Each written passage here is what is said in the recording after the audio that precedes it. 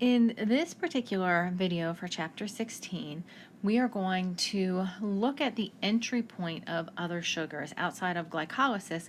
How do these other sugars that we take in get into the pathway? So if we're looking at the outline, we're kind of somewhere in here at this point.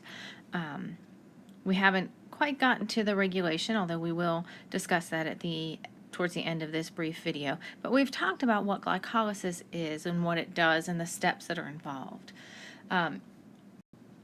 So looking at the entry point of other sugars, some of the other sugars that we come in contact with or that we're going to need to consider will be, we have galactose, fructose, and so these are in addition to the glucose, which we've already observed that pathway.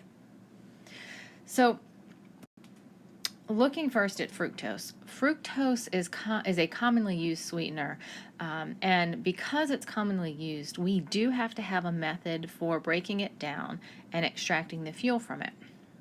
Now, the fructose will enter the glycolytic pathway in the liver, and it's going to do so by something called the fructose 1-phosphate pathway.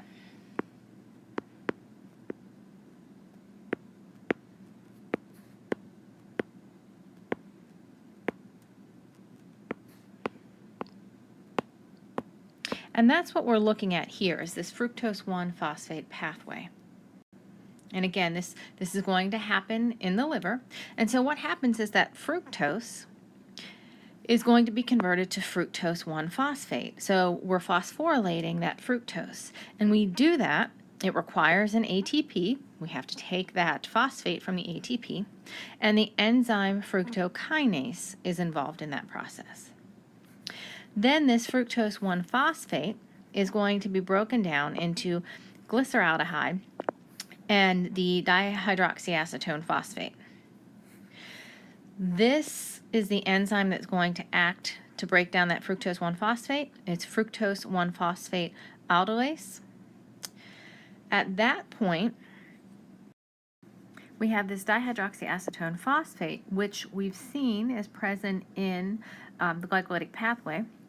And we can take this glyceraldehyde and convert it to another substance that we've seen in that glycolytic pathway, that glyceraldehyde 3-phosphate.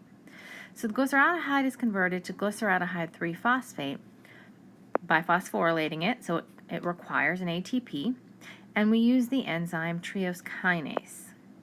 So that allows us to take this glyceraldehyde, convert it to glyceraldehyde 3-phosphate. Now remember, the glyceraldehyde 3-phosphate and the dihydroxyacetone phosphate, these are the substances that are present at the end of stage 1. And remember that dihydroxyacetone phosphate can be converted to that glyceraldehyde 3-phosphate, and we do that through that enzyme, the triose phosphate isomerase that we've seen in the glycolytic pathway. Now, like with any substance, if we have excess fructose consumption, we actually can have negative effects of that. We said that this takes place in the liver. So if you have excess fructose consumption, that's been linked to things like fatty liver, insulin insensitivity, some obesity, and even type 2 diabetes. Now, the other substance we can look at and how it's converted to get into the pathway is the galactose. So galactose can be converted into glucose 6-phosphate.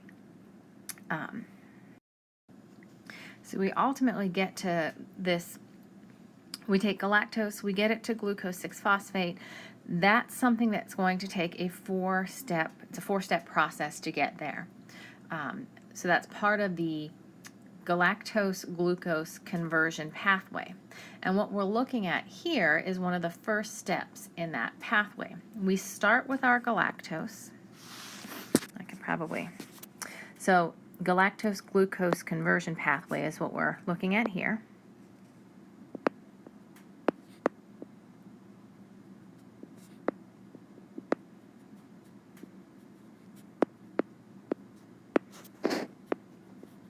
And we have our galactose.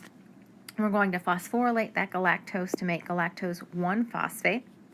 This comes at the cost of an ATP, and the enzyme galactokinase is involved here.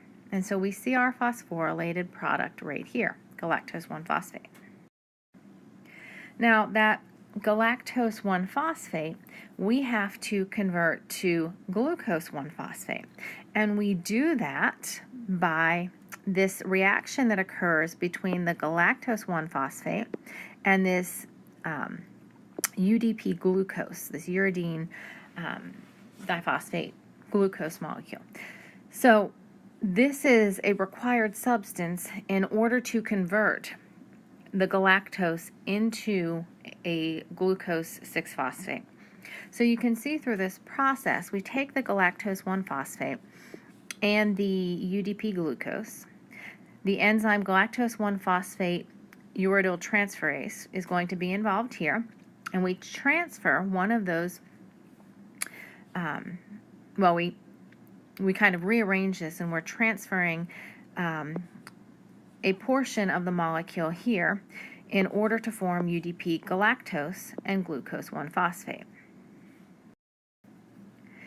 That UDP galactose has an additional reaction using the enzyme UDP galactose 4 epimerase. It's going to rearrange some things here, and we form UDP glucose.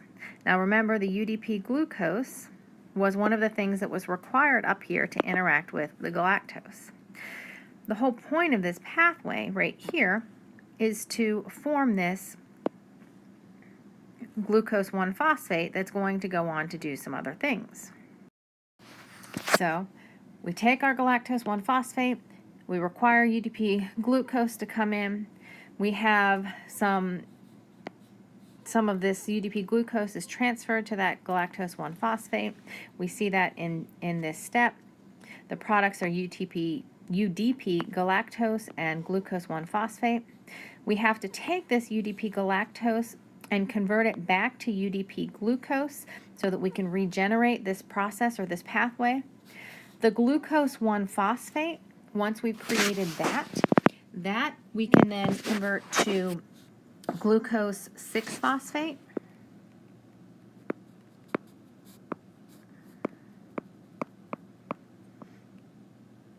And that's done through phosphoglucomutase.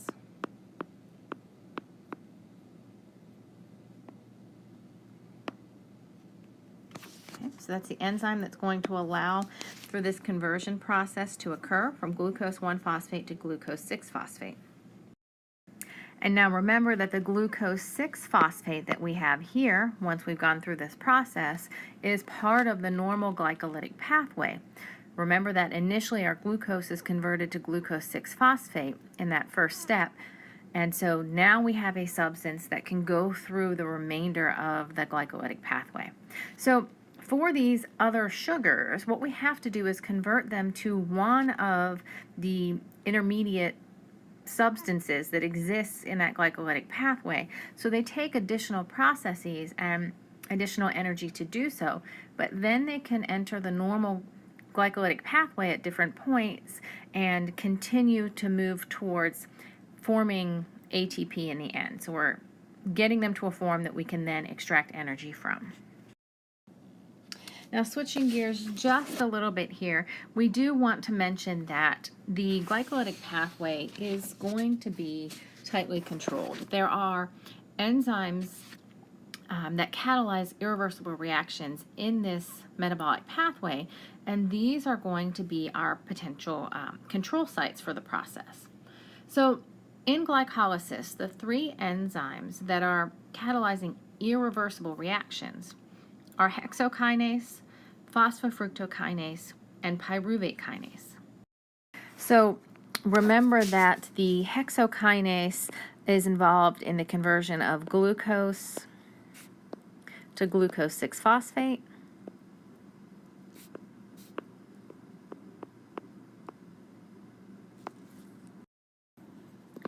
The phosphofructokinase is going to take fructose 6-phosphate and convert it to, excuse me, our fructose 1,6-bisphosphate.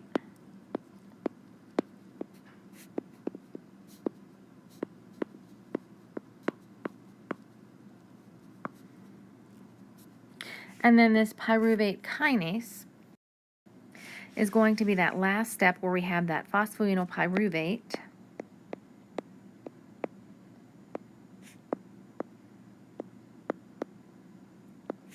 being converted to pyruvate.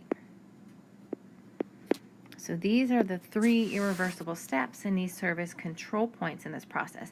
And we can see that they're the irreversible steps. If you go back to, in your book, figure 16.2, these are the 3 steps in the overall process where we have arrows only moving in one direction. Okay, so this is not a reversible process. Now, of these enzymes that are going to catalyze these irreversible reactions, probably the most important control site is going to be this phosphofructokinase. That's going to be a more important control site in the glycolytic pathway in mammals.